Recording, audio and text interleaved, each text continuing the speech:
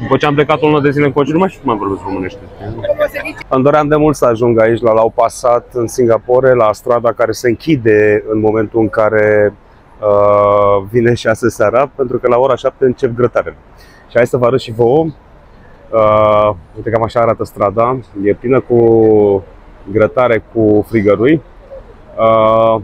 Principalele lor dișuri, ca să zic așa, sunt puiul, creveții, mai au și alte fructe de mare, dar ale lor cu condimente. Vii aici, îți iei o bere, îți iei niște frigărui și stai așa frumos.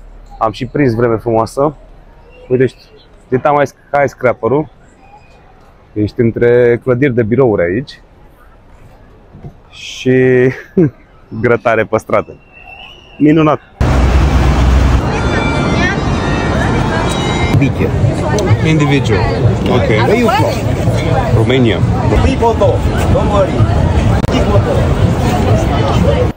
Ce mi-era mie dor de grătar. Ia uite ce aici. Ah, ce-mi place mirosul ăsta.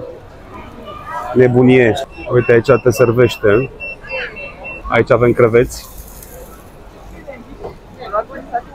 Are un pic de vită. Și evident că coada cea mai mare pe care am văzut-o dintre toate de aici este la Satay 8. Uite cât e coada, vine de acolo de pe mijloc până aici. Și zice că best awarded foods, best Satay.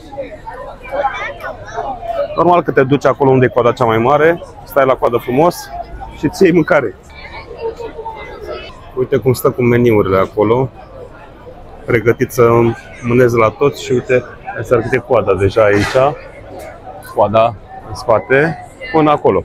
Mâncarea vine în seturi așa, uite, ai set A, set B, set C, set D, E, F, în funcție de cât de mulți sunt, așa ți ales și setul. Se lucrează la foc încins, uite cum au. Uite ce grătare au, focul în mijloc,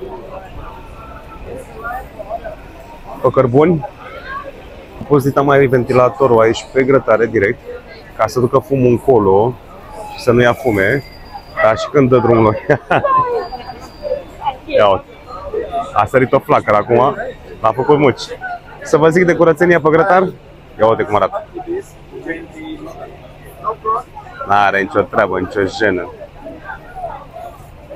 Cel puțin văd că se lucrează cu același tip de carne, pe același rând. Cam așa arată comanda mea. Ia uite ce e aici, mă. Ia uite ce e aici, mă. Nebunie. I-am luat creveți mai mulți lui Tibi. Ce vorbești? Ia uite ce e aici. Deci avem creveți, avem vită și puiuț. Aici e vita, aici sunt creveții, aici e puiuțul.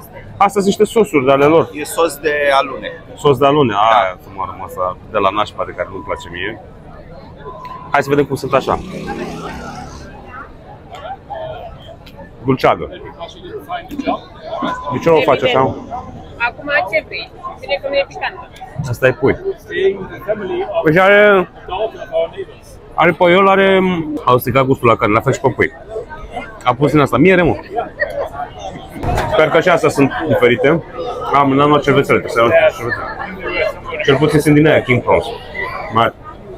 Ok. Tati, vezi că frig. Ia. Ok, bănesc că trebuie să le scoți capul.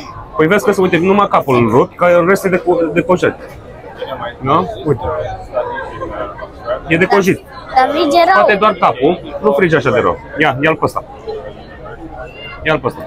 Filmează-mă și pe el. Filmează-l, că are microfonul pe el. Să vedem. Să vedem ce? Momentul adevărului. Momentul adevărului? Ia. E bun. E bun? Nu știu, are un fel de gust. Dacă nu e bun, nu trebuie să spui că e bun, să știi. Trebuie să spui părerea ta. Părerea ta sinceră, îți place sau nu-ți place? Puțin picant. E picantă? Așa mi s-a părut și mie. Așa. Și mai ce? E fraged, e bun, e fraged. E frage, da. Da, uite, se vede intestinul pe aici. Vrea să ți și curețele. La banii ăștia. La banii ăștia, da, exact. Oricum e ok și cu intestin și fără. Da. Am încercat, am testat, îmi place atmosfera, e foarte frumos. Veniți în Singapore, veniți aici la Lau Pasat.